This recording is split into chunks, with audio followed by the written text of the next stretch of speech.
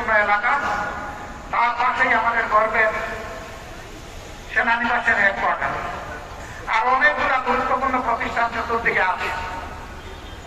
এই ধরনের একটি এলাকায় যেখানে 8 থেকে 10 লক্ষ মানুষের বাস, সেখানে কি কি সামাজিক পরিষেবা বা সুবিধা থাকতে হবে আর কি আছে আপনারা একটু আশা করি দেখে নেবেন। মসজিদ আছে সর্বমোট 148টা, আলহামদুলিল্লাহ। প্রায় সকল পাড়াই মসজিদ আছে। ঢাকাকে বলা হয় মসজিদের শহর। গির্জা আছে 8টি, এখানে মন্দির আছে 1টি, এতিমখানা আছে 27টি, কওমি মাদ্রাসা আছে 23টি, হাফিজি মাদ্রাসা আছে 56টি, সরকারি প্রাথমিক বিদ্যালয় আছে 6টি, কিন্ডার গার্ডেন আছে 29টি, স্কুল আছে 22টি, প্রাইভেট হাসপাতাল আছে 12টি। দুঃখের বিষয়, এত বড় এলাকায় একটাও আন্ডার গ্রাজুয়েট কলেজ নাই, একটা মানসম্মত হাসপাতাল নাই, এটা সরকারি হোক কিংবা বেসরকারি হোক। প্রাথমিক লেভেলে কিছু হাসপাতাল আছে, বেশিরভাগ বেসরকারি। এই এলাকায় 3টা বড় খাল আছে, এগুলাকে খাল বলা যাবে না, এগুলো এখন ময়লার ভাড়া। হাত পাশ দিয়ে হাঁটতে গেলে আপনি নাক চাপা দিয়েও হাঁটতে পারবেন, আপনি অসুস্থ হয়ে পড়বেন, মাথা ধরবে এবং আপনার মাথা ব্যথা শুরু। এর সাথেই পাল্লা দিয়ে বসবাস করছে অসংখ্য মানুষ।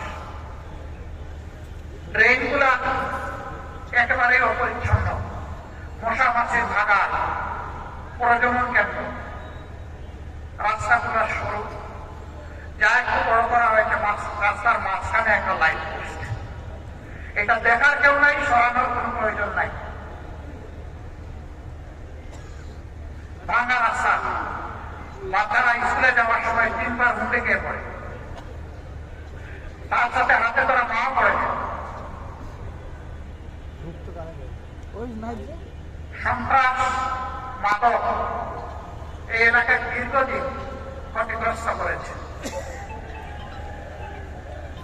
আমরা তার নিখুঁত চিত্র তুলে আনার চেষ্টা করছি। মহান রব্বুল ইজ্জতের ইচ্ছায় আপনাদের ভালোবাসা, সমর্থন এবং বুঝে যদি বাংলাদেশ জামাত ইসলামী এখানে বিজয় লাভ করে, আমরা কথা দিচ্ছি এই অভিযোগগুলো নিয়ে বাসায় গ্যাস সাপ্লাই নাই, সারাদিন মহিলারা তাকিয়ে থাকেন কখন গ্যাস আসবে আর হাসি বাসন বসাবে। আমরা আপনাদেরকে কথা দিচ্ছি, আপনাদেরকে সাথে নিয়ে আপনাদের পাশে দাঁড়িয়ে ইনশাল্লাহ এই সমস্ত সমস্যার সমাধান আমরা করব। যেটা পারবো না, কেন পারছি না, যেটা দেরি হচ্ছে, কেন দেরি হচ্ছে, এটা জানানোর দায়িত্ব আপনাদের, আমাদের, আর জানার অধিকার আপনাদের। আমরা তা আপনাদের সামনে স্পষ্ট করব। এই এলাকার জন্য মানসম্মত হাসপাতাল এবং শিক্ষা প্রতিষ্ঠান ইনশাল্লাহ গড়ে তোলা হবে। মণিপুর হাই স্কুল সারা দেশের মধ্যে শ্রেষ্ঠ হাই স্কুলে পরিণত হয়েছিল। বেশিরভাগের কমনে হাই স্কুলের কি হয়েছে আপনারা ভাবছেন?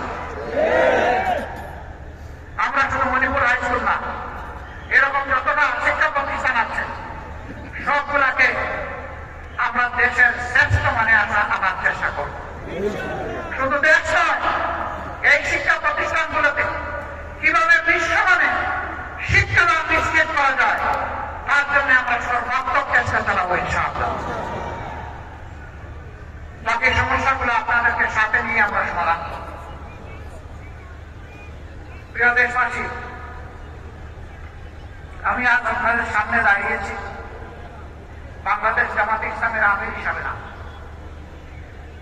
আমি দাঁড়িয়েছি স্বাধীনতার 54 বছরে দফায় দফায় স্বৈর শাসনের কবলে পড়ে যে মানুষগুলা তাদের আপনজনকে হারিয়েছে, আমি তাদের একজন হয়ে আপনাদের সামনে দাঁড়িয়েছি।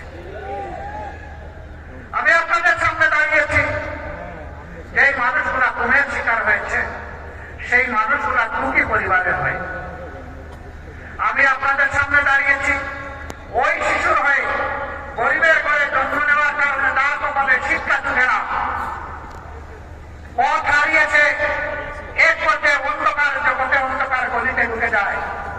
আমি সেই সুবিধা বঞ্চিত শিশুর পক্ষ হয়ে এখানে দাঁড়িয়েছি। আমি দাঁড়িয়েছি রাস্তাঘাট পরিচ্ছন্নতা